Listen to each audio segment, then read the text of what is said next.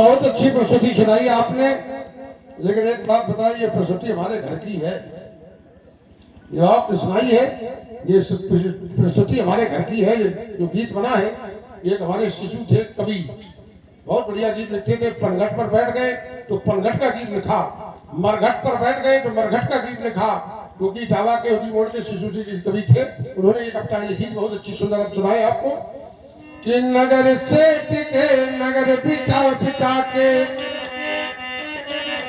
नगर सेठ के नगर पिटा के वो बहुत बड़े बेटे थे, लेकिन लकड़ों के नीचे वो भी चित लेते थे। सह न सके सर दर्द उपचार बहुत करवाए, आज किसी धनवंतर के कर कौशल काम न आए, और बिना कफन मर जाने वाले, और बिना कफन मर जाने वाले वो भी इसी घाट पर आए, और दाना बीन चबाने वाले वो भी इसी घाट पर आए। स्वर्ण भस्म के खाने वाले वो भी इसी घाट पर आए, और नील गगन तक उड़ जाने वाले वो भी इसी घाट पर आए। सुकेत ध्वजा फहराने वाले वो भी इसी घाट पर आए, और बिना कफन मर जाने वाले वो भी इसी घाट पर आए। मैं नाप रहा था, मैं नाप रहा था और मरघट की दूरी, और जिसे तय करने में उम्र लगा दी पूरी, और फिर भी नाप सका ना मैं मरघट की दूरी।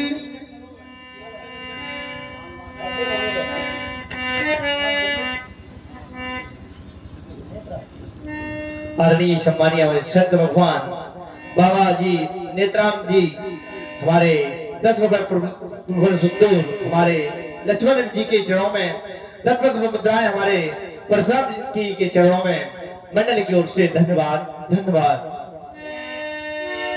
जागी रामानी, लखन का शील तुम्हारा, लखन का शील तुम्हारा।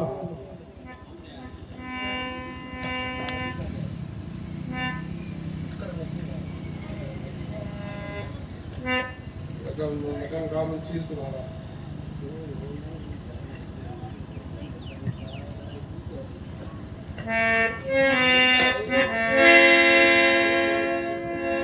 लखन कयो श्री तुम्हारा, को नहीं जान विदित संसार। महाराज का शील कौन नहीं जानता संसार में, विदित संसार, सारा संसार जानता है। इनका शील क्या है व्यास जी, इनका शील क्या है?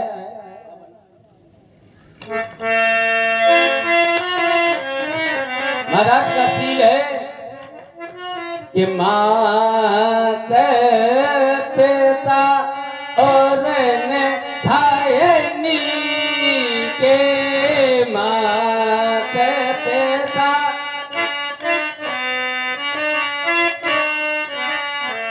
मात पिता और भाई के, गुरु सोच बाल जी के, गुरु रे सोच बाल जी के गुरु।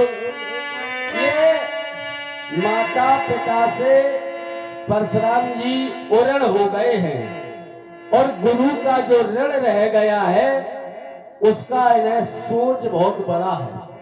लेकिन हम ये कहेंगे कि महाराज के परस की गर्जना से गर्भिणी स्त्रियों के गर्भ तक गिर जाते थे, तो समझिए इनका परस कितना घोर है। इनके द्वारा भी कहा गया परस मोर अति घोर, अति शब्द लगा है, कितना भयानक जिसकी गर्जना से ऐसा हो जाता, तो हमें लगता है कि ग्रंथकार ने कहीं डर के मारे शायद तो नहीं लिख दिया कि माता पिता से ओरण हो गए, क्योंकि संसार में माँ की ममता ही हटके है। माँ की ममता से बड़ी कोई भी ममता नहीं है। माँ वो होती है जिसे एक बार एक बालक ने कहा, माँ मैं तुझसे ओरण होना चाहता हूँ। माँ बता, तू खुद तो बता क्या चाहती है, मैं तुझसे ओरण होना चाहता हूँ। तो माँ ने कहा अपने बेटे से कि बेटा रुक जा, समय आएगा तो मैं बता दूंगी। लेकिन बेटा तो जिद्दी था, क्योंकि वैसे भी कहा गया राज हट बाल हट, वो जिद पकड़ गया कि नहीं, मुझे तो अभी ओरण होना है। तू मुझे बता कि मैं क्या ऐसा कर दूं जिससे ओरण हो जाऊं। तो बेटे की जिद के सामने माँ की नहीं चली, तो माँ ने अंत में कह दिया कि बेटा आज रात में तू मेरे साथ लेट जाना एक ही बिस्तर पर। बेटे ने कहा ये कौन सी बड़ी बात है, ठीक है मैं लेट जाऊंगा। जैसे ही रात्रि हुई, सर्दी की रात थी, माँ लेटी थी, बोली आ बेटा मेरे साथ लेट जा। और माँ ने आधा बिस्तर गीला कर दिया था। बेटा ज्यों ही लेटने की तो बात दूर, जिस बिस्तर को छुआ बैठ पाया था, तुरंत चौंक के खड़ा हो गया। बोला अरे माँ तुझे शर्म नहीं आई, इतनी सर्दी की रात में तू तो सूखे में लेट गई, लेकिन मेरी तरफ गीला कर दिया और मुझसे कह रही सर्दी में लेट जा।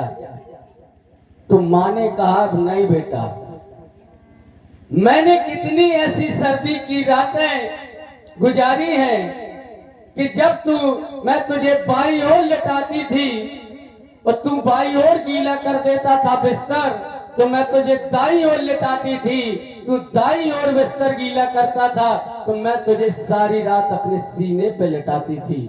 वो माँ होती है। और तू मेरे साथ एक रात नहीं लेट पाया बेटा, तो तू क्या ओरण होगा। तो बेटा एक रात नहीं लेट पाया, और एक माँ होती है जो कई कई सर्दियों की ठिठुरती हुई रात में अपने बेटे को सीने पे लगाती है। क्या भला उस माँ से कोई ओरण हो सकता है? नहीं हो सकता, क्योंकि कहा गया है जब किसी से किसी की माँ रूठ जाती है, जब किसी से किसी की माँ रूठ जाती है, तो जहन्नम उसका घर होता है और जन्नत छूट जाती है। तो उसका जहन्नम घर हो जाता है, अर्थात नरक घर हो जाता है, और सुख का द्वार स्वर्ग वगैरह ये सब छूट जाते हैं। माँ तो ऐसी होती है। और जिस माँ के लिए ओरण लिख दिया गया, इन्होंने तो उनका सर काट दिया। और कैसी माँ, अरे जब बालक रोने लगता है, जब बालक रोने लगता है, तो माता दुखी हो जाती है। और जब बालक हंसने लगता है, तो माता सुखी हो जाती है। क्यों? देखा होगा प्राय सभी ने अपने अपने घर में कि जब छोटा बच्चा हो, वो रो रहा हो, और माँ को कितनी भी खुशियां हो, पर बालक को रोते हुए देखती है तो वो अपनी खुशियां भूल जाती है। और बालक जब हंसता है तो माँ को चाहे 1000 गम हो, लेकिन बालक के सामने माँ ही एक ऐसी होती है जो मुस्कुरा जाती है, बेटे को हौसला देती है। तो जब बालक रोने लगता है, जब बालक रोने लगता है, तो माता दुखी हो जाती है। जब बालक हंसने लगता है, माता सुखी हो जाती है। तो माता सुखी हो जाती है। चाहे जग उसको बैरी कहे, चाहे जग उसको बैरी कहे, पर माता ही गले से लगाती है। और इन सर्दी की रातों में मैया ये सीने पे ही लिटाती है। ये सर्दी की रातों में मैया ये साथी पे लिटाती है। और एक ये है कैसा, इन्होंने कर दिया परसु प्रहार, इनको है धिक्कार बार बार।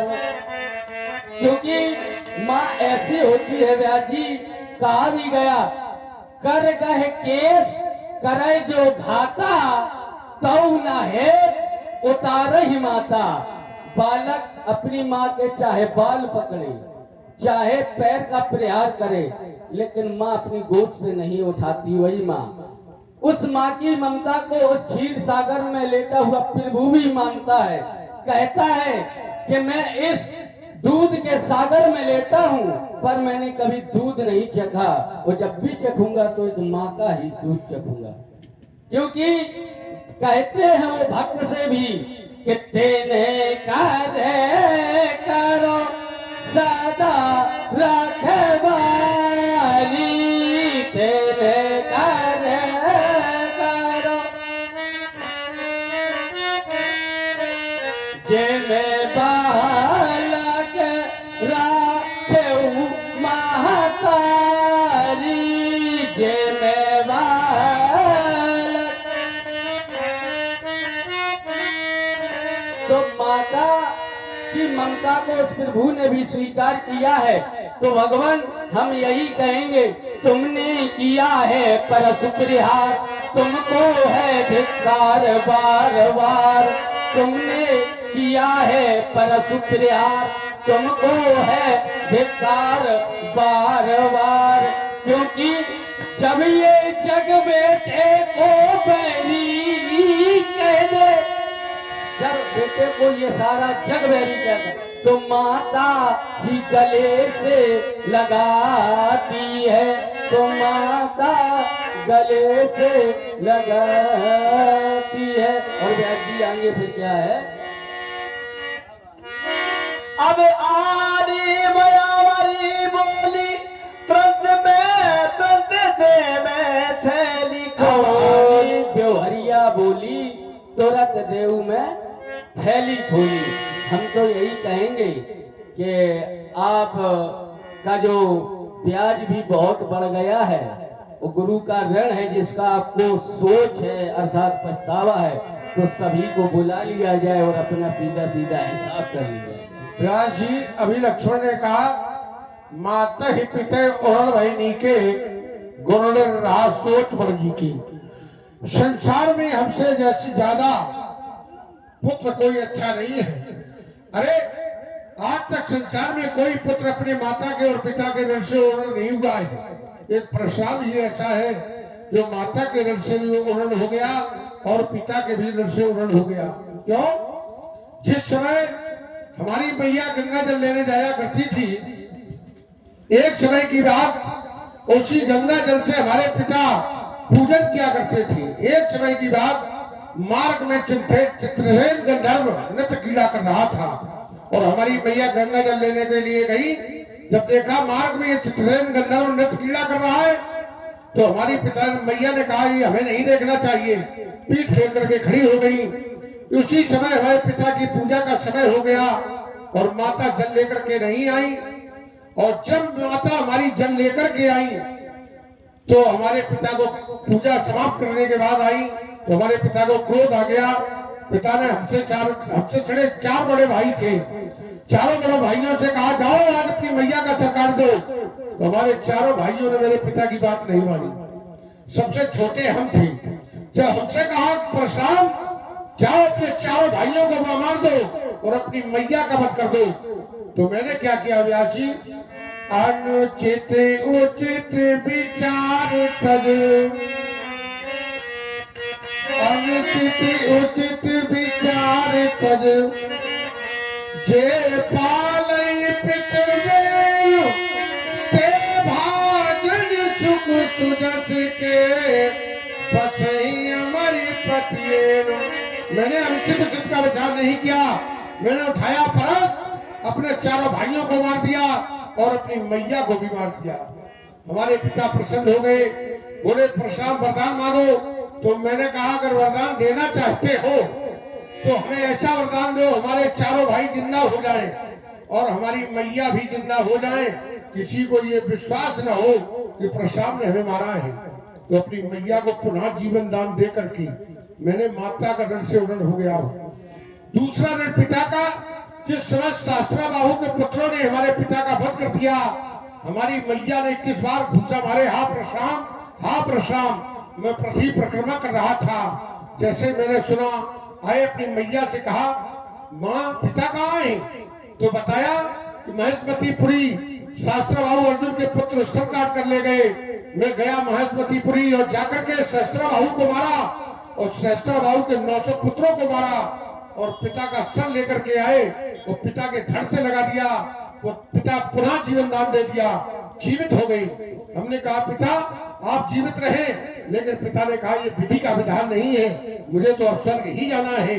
तो हम पिता के भी ऋण से उड़न हो गए। अब एक ऋण है हम पर, वो कौन सा? जिस समय समुद्र मंथन हो रहा था तो समुद्र मंथन सबसे पहले निकला कालकूट विष, न पीने वाला कोई हुआ, सभी देवता हार गए, देवता पीने को तैयार नहीं हुए, राक्षस पीने को तैयार नहीं हुए। तो हमारे भोले बाबा को बुलाया गया, आज तो तुम ऑर्डरदारी आरत हरो दीन जनजानी। भगवान भोले बाबा को बुलाया, भोले बाबा ने गरल का पान कर लिया। जब गरल का पान कर लिया, कंठ में जलन होने लगी। हमारे उसी समय हम आ गए, हमने कहा गुरुदेव गुरुदक्षिणा दे दो। हमारे गुरु ने कहा जाओ, अगर गुरुदक्षिणा देना चाहते हो तो शेष की बड़ी ले आओ। हमने उठाया परस, मैं जान गया शेष कहाँ मिलेगा, सिंधु में मिलेगा, समुद्र में मिलेगा। मैंने उठाया परस चल दिया। क्या हुआ व्यास जी कि एक बार मेरे गुरु ने, कि एक बार मेरे गुरु ने और मुझसे शीश मांगा और मैं गया सिंधु तट, वह देख हमें जल में भागा कि आगे जाकर मैंने घेर लिया। उसके फन पर फरसा मारा और जिप्या के हो गए खंड खंड, बह चली रुधिर की धारा। जब मैंने शेष पर फरसे का प्रहार किया तो शेष ने कहा मैं पराजित हो जाऊंगा, मारा जाऊंगा। तो शेष ने मुझसे कहा कि परशुराम हमें तुम मार देना, लेकिन मेरी अंतिम प्रार्थना। मैंने कहा सुनाओ। वो भुजंग प्रयाग संत सुनाने लगा। जब भुजंग प्रयाग संत सुनाने लगा उसमें भगवान शंकर की प्रशंसा थी, मैं मस्त हो गया। और उस शेष कह रहा था कि शेष जा रहा है, शेष जा रहा है। ये यही कहते कहते शेष चला गया और चला गया। तब से हमें मिला नहीं, तो ना तो आज तक हम गुरुदेव के पास पहुंचे जो बड़ी लेकर के पहुंचते, और शेष हमको मिला नहीं। अब आनी व्यवहारिया बोली। अब देखे भगवान शंकर के कितने व्यवहारी हैं, आए हमारे पास और व्यवहार अदा करें आकर के। आ जाओ भाई कमेटी के कितने लोग हो, आ जाओ हमारे पास आ जाओ, आ जाओ। जो व्यवहार अदा करो आकर के, आप लोग जितने भी भक्त हैं आ जाए। अरे पैसा ना हो तो ऐसे ही आ जाओ, कुछ बात नहीं, आशीर्वाद प्राप्त लो। धन और धरा के बीच में धरा सब रह जाएगा, तो द्वार पर पशु बने वो भी न काम आएगा। नारी एक प्यारी लगे वो भी खड़ी रोती रह जाएगी, और मौत जिस दिन आवाज देगी साथ अपने ले जाएगी। जो कल्याण हो तुम्हारा, कल्याण हो। अरे धन नहीं है तो क्या हो, आशीर्वाद है, मेरा आशीर्वाद है सभी लोगों को कि भरे आए नयन हमारे। कल्याण हो तुम्हारा, भक्तों का कल्याण हो। ब्राह्मण के पास जाओ या देखो गुरु के पास जाओ, दक्षिणा देनी चाहिए, सही बात है। कल्याण हो तुम्हारा, सभी भक्तों का कल्याण हो, आशीर्वाद है मेरा। आशीष तुम्हारे भरे आए नयन हमारे और भरा तुम्हारा भी मन होगा, और सदा हमारे आशीषों से भरा तुम्हारा जीवन होगा। लक्ष्यहीन सब भटक रहे और छाया गहन अंधेरा, उड़ते उड़ते शाम हुई पर मिला नहीं कहीं बसेरा। वो निडरते सदा सवन न जीते कोई, चिरंजीव जुग जुग जियो की दिल तांबर होए। सभी भक्तों का भगवान भोले बाबा कल्याण करे, माँ दुर्गे, माँ कालका मैया सभी भक्तों का कल्याण करे, पुत्र सभी परिवार सुखी रहे, संपन्न रहे, ऐसे ही कल्याण होता रहे। और हर वर्ष रामलीला बाबा जी हर वर्ष रामलीला करवाते रहो, हम आए या ना आए, लेकिन मैया की कृपा, सभी लोगों की कृपा बनी रहे। आप लोग बहुत अच्छे लोग हो, वास्तविकता यहाँ कोई पुलिस प्रशासन नहीं थी और कोई उधम नहीं हुआ, कितना बढ़िया मेला चला है, यहाँ के लोग बहुत अच्छे हैं। कल्याण हो, सभी भक्तों का कल्याण हो। रामबाड़ी लगाओ, रामबाड़ी।